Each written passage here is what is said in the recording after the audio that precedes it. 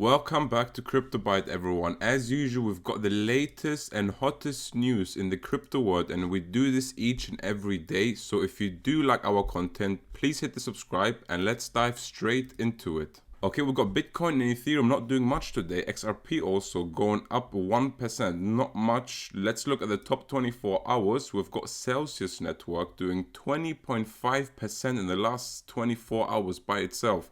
Also, Ocean Protocol 16%, we've got NEM 12%, Sushi coming back doing 12% positive, Digibyte also 10%, and many other good projects.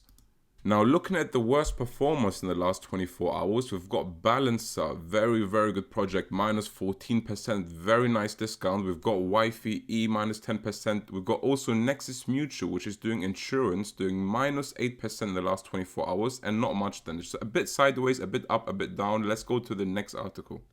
Before going to the first article, I wanted to share this Twitter comment with you, which is dollar cost average, my friend. So choose the time period and how many times you do want to dollar cost average, and this will give you exactly how much you should each time put in when you do the dollar cost average. So by example, let's say you want to DCA till the end of this year and you want to DCA each week, which gives you just under 15 weeks left. Now let's say you have $2,500 to invest. Divide that by 15 weeks, you get around $167 per week. Instead of going all in, FOMOing into one project, I would recommend to do this kind of strategy.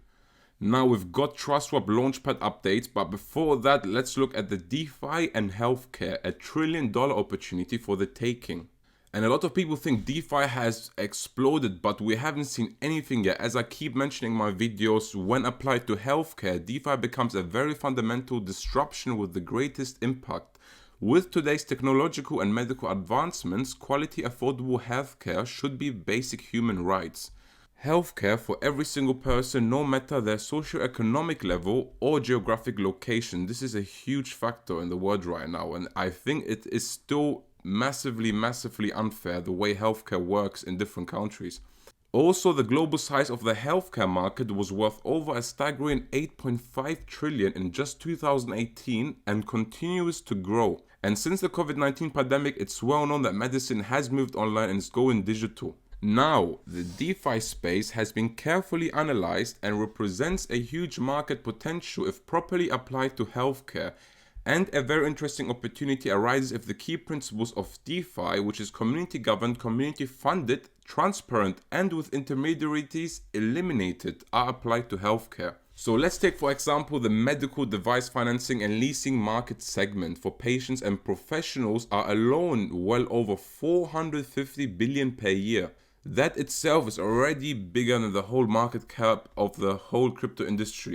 And there is no centralized finance solution or DeFi solution that is easily accessible and global. There is also no one offering a global solution for this. So there is no banks, no insurers, no government agencies, no one at all. And I can see DeFi actually eating up this huge chunk.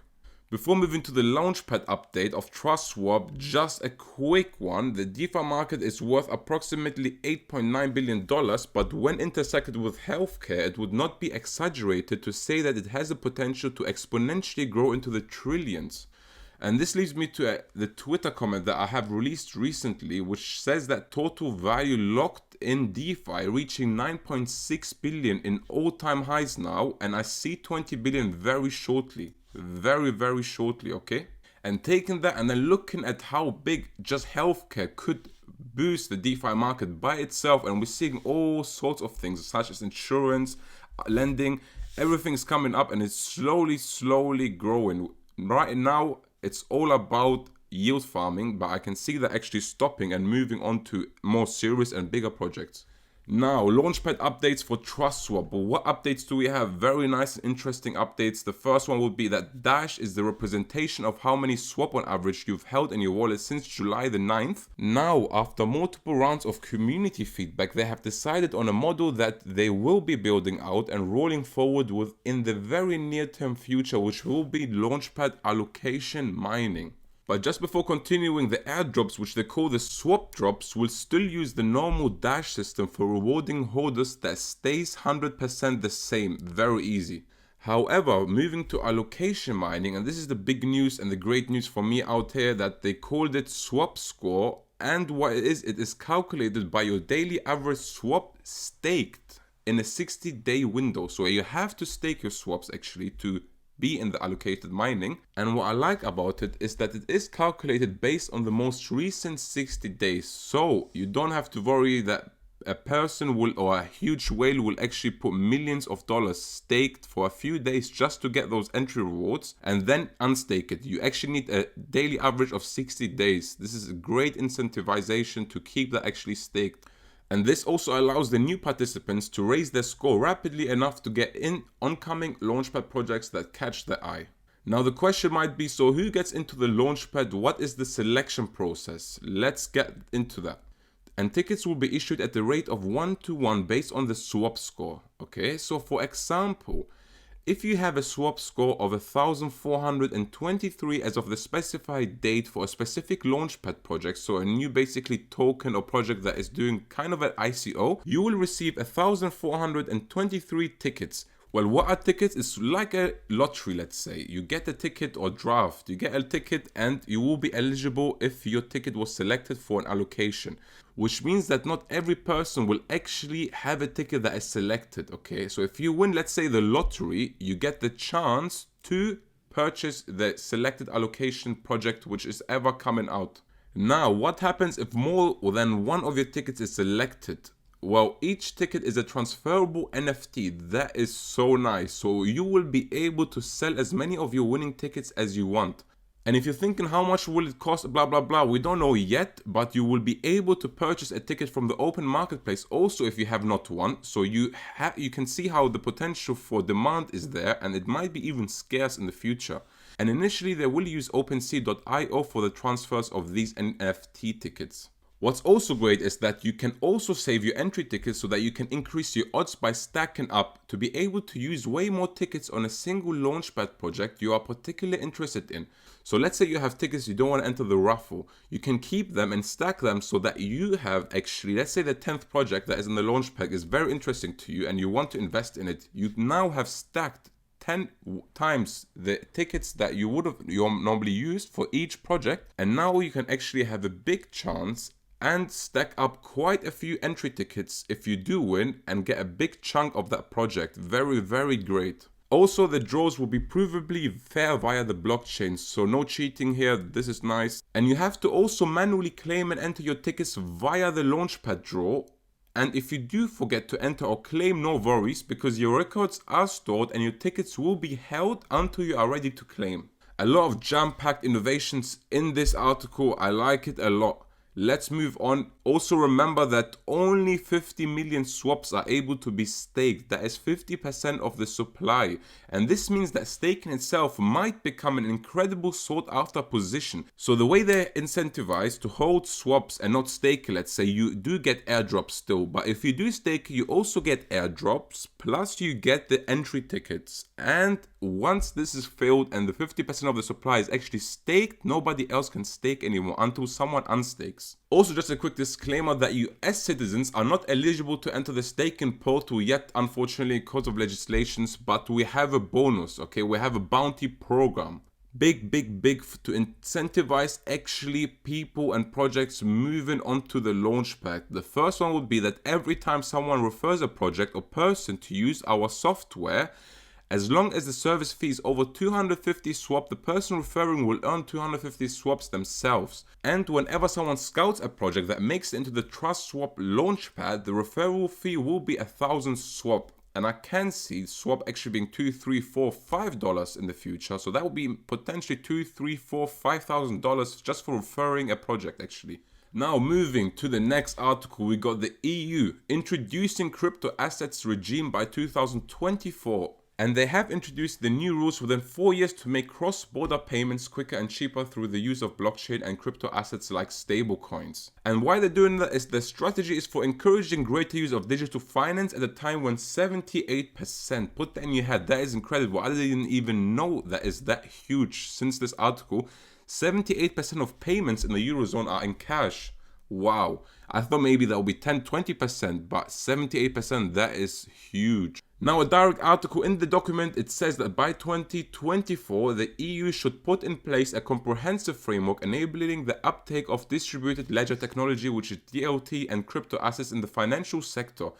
And it should also address the risks associated with these technologies. It's nice to see them actually moving to blockchain, into the distributed ledger technology, and making it a bit more mainstream themselves. It is huge. Also, stablecoins, which is a type of cryptocurrency often backed by traditional assets such as the dollar, leaped into policymakers' agendas last year when Facebook revealed plans for its Libra token.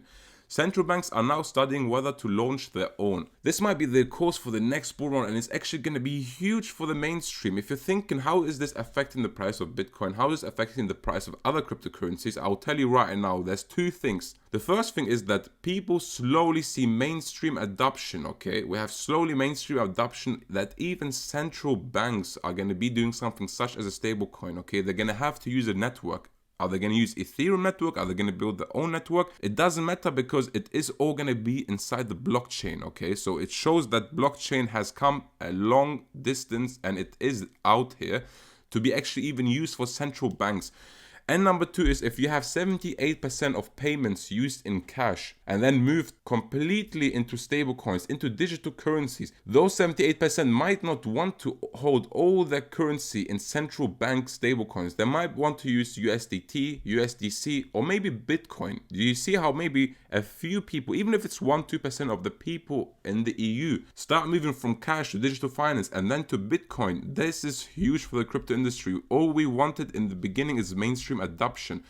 It's not about the price, guys. I know a lot of people just look for the profits, but we here are looking for mainstream adoption because it's gonna be huge. Okay, let's move to the next article. I always get winded up when I start talking about central banks and the digital currencies, but it's a great topic to talk about. But let's move to the next subject, which is Bitfinex lists UNI, okay, as DeFi token price doubles just in 2 days. Now we have already OKX, Coinbase Pro, and Binance listing UNI just 2 days, or even within 24 hours of the release. And now we have the fourth one, the fourth major one, which is Bitfinex. We know they have millions of dollars in volume each and every day. And Bitfinex has opened 2 pairs for trading. The first one will be UNI USD and the second one will be UNI USDT, okay? Which is the Tether, the USD dollar pegged stablecoin. We know about it, just in case you didn't. Also, UNI, which launched on Wednesday, traded for $3.21 on Thursday. And looking at the chart right here now, looking at the 1 hour chart, sorry guys, I don't know what I'm doing here, we can see that it actually reached all-time highs, which is the local all-time highs. It's only 2 days, so it's not major here. We don't know what's going on yet. It was $8.5. It has gone down around $6 area. I think this is the new resistance line, and I can see it just go down, retest the thing at all-time highs, and then go in 10 and plus. But let's see what happens with that. Very interested. It is free money for me, so I'm not gonna sell it anytime soon. Very interested to see what happens with the Uniswap. Especially looking at the market cap, it's already at $700 million. Circulating supply is going up very quickly. 108 million already. I believe yesterday was below 100 million already. So we might see 150 million very shortly. So watch out for the market cap and the price, because this doesn't correlate very similar when you have a lot of circulating supply increasing. So just watch out if you are going to purchase UNI. I know a lot of people are talking about it, but it might drop 10, 20, 30% just before it actually blows up. This is not financial advice. This is just my opinion. This is what I think. You do your own research and you do you. And we have all-time highs now being reached. 9.6 billion was the last one. Now we have 9.65 billion. DeFi is on all-time highs and going up and up. We have Uniswap even more locked in by 1.9 billion. You see how a lot of projects are losing right now, such as Maker. Where is it going? Because in total, this is not going down, right? It's only going up. So it has to move from somewhere to somewhere. So we have Maker. I think a lot of Maker is moving to Uniswap. I think that a lot of Balancer is moving to Uniswap. So it's all DEXs.